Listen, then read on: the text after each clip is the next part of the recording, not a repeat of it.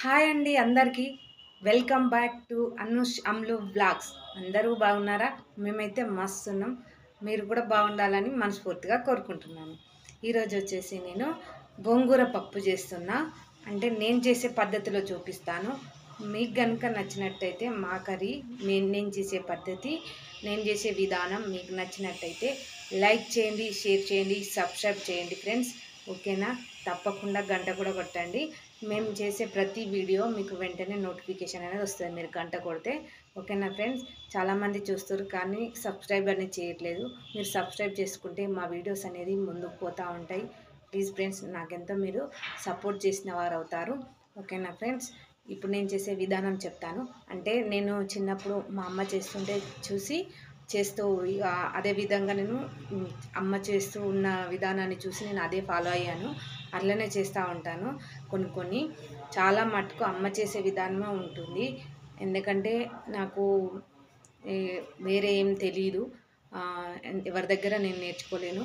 ఎందుకంటే అమ్మ నాకు పెళ్ళైన తర్వాతనే ఎలా చేయాలి అనేది అప్పుడప్పుడు కొంచెం కొంచెం చెప్పిందనమాట. అంత ఓకేనా ఫ్రెండ్స్? నేను ఎలా చేస్తాను అనేది మీకు తప్పకుండా నేను నాకు వచ్చిన విధానమైన వంటలన్నీ మీకు చెప్తా ఉంటాను. ఓకేనా ఫ్రెండ్స్? చూడండి ఫ్రెండ్స్, నేను కందిపప్పు 1 కప్పు తీసుకున్నాను. అందులో ఇంకో పచ్చిశనగపప్పు కూడా వేసుకున్నాను కొంచెం. చూడండి, మీకు ఇందులో కనిపిస్తుందో లేదో నాకు తెలియదు. కొంచెమే లైట్గా వేసాను, ఎక్కువ వేయలేదు. ఎందుకంటే పచ్చిశనగపప్పు కొంచెం గ్యాస్ ప్రాబ్లం కదా, అందుకని చెప్పి. ఇగో చూడండి ఫ్రెండ్స్, అక్కడక్కడ ఉంది, ఇదిగో కనిపించిందా? కొంచెమే వేసాను, లైట్గా కందిపప్పు వేసాను అనమాట. ఇది గోంగూర పప్పు అనేది చాలా హెల్త్కు మంచిది. మనకైతే పిల్లలకు కానీ, ఎదిగే పిల్లలకు కానీ, మనకు కానీ చాలా అంటే చాలా మంచిది. ఓకేనా ఫ్రెండ్స్? నేను చేసే విధానం మీకు చూపిస్తాను. ఇప్పుడైతే ఇది నేను పప్పు ఇంతాకే కడిగి వాటర్ పోసి పెట్టుకున్నా. ఇందులో నేను పచ్చిమిర్చి వేస్తున్నాను.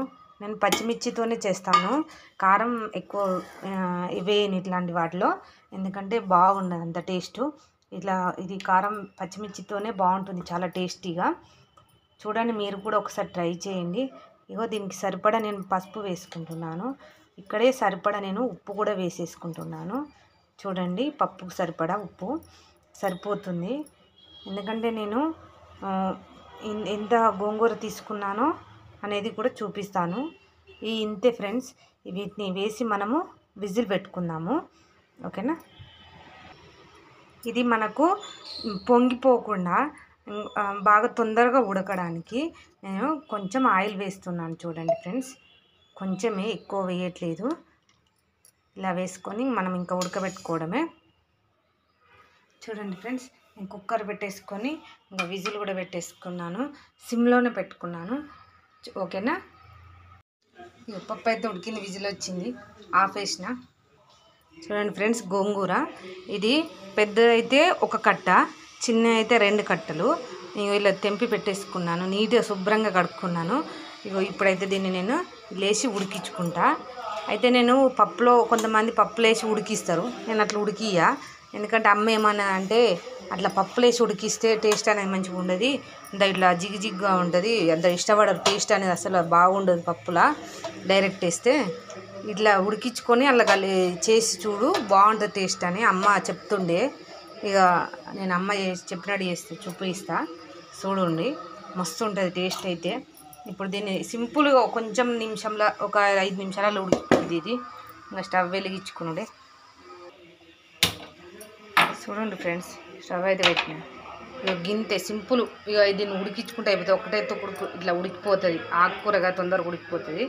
చూడుర్రి, ఇది ఉడికిన. ఇదిగోండి ఫ్రెండ్స్, పప్పు అయితే ఇక ఉడికింది, విజిల్ తీసిన. ఇప్పుడు మనం ఇది ఎలా ఉడికిందో చూపిస్తాను. చూడండి, మెత్తగా ఉడికించుకోవద్దు, ఇక కొంచెం పప్పులు అనేది ఉండాలి. చూడండి, కనిపిస్తుందా?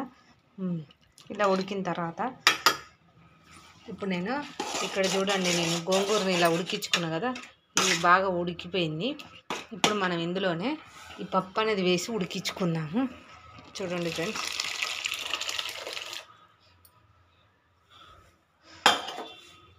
అంతే.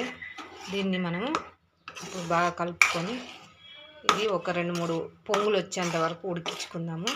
తర్వాత ఇక పక్కన నేను ఇక తాలింపు కూడా పెట్టేస్తా. చూడండి, మస్తు అంటే మస్తు ఉంటుంది టేస్ట్. చూడండి ఫ్రెండ్స్, ఇప్పుడు నేను తాలింపు కోసం కుక్కర్ అయితే పెట్టుకున్నా. చూడండి ఫ్రెండ్స్, గిన్నె అనేది హీట్ అవుతుంది. మనం ఇప్పుడు ఇందులో ఒక ఆయిల్ వేసుకుందాము. వాటర్ అనేది అబ్జర్వ్ అయిపోయింది.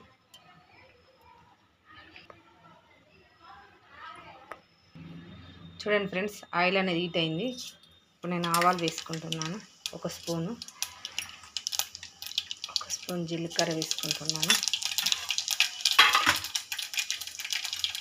తర్వాత ఎండుమిరపకాయలు వేసుకుంటున్నాను. తర్వాత నలగొట్టుకున్న వెల్లుల్లి మాత్రం వేసుకుంటున్నాను.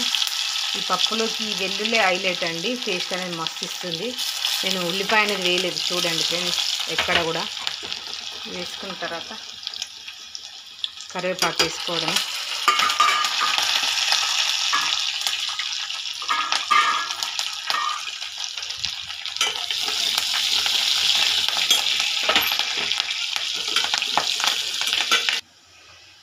చూడండి ఫ్రెండ్స్, ఇందులో నేను ఇందాక ఇంగు వేసాను, అయితే అది స్కిప్ అయిపోయింది ఆ వీడియో, అది క్లిప్ అనేది.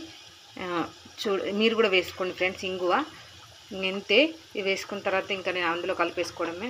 చూడండి తాలింపు అనేది ఎంత బాగుందో, ఇందులో వేసేసుకోవడమే.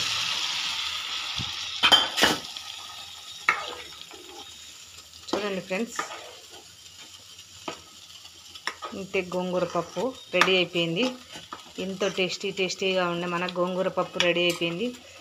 మీకు కనుక నచ్చినట్టయితే ఫ్రెండ్స్, మీరు కూడా ఇలాగే ట్రై చేయండి. మా వీడియో కనుక నచ్చినట్టయితే లైక్ చేయండి, షేర్ చేయండి, సబ్స్క్రైబ్ చేయండి ఫ్రెండ్స్. ఇంతే గోంగూర పప్పు చాలా సింపుల్, చాలా హెల్దీ అయిన రెసిపీ. ఓకేనా ఫ్రెండ్స్, బాయ్.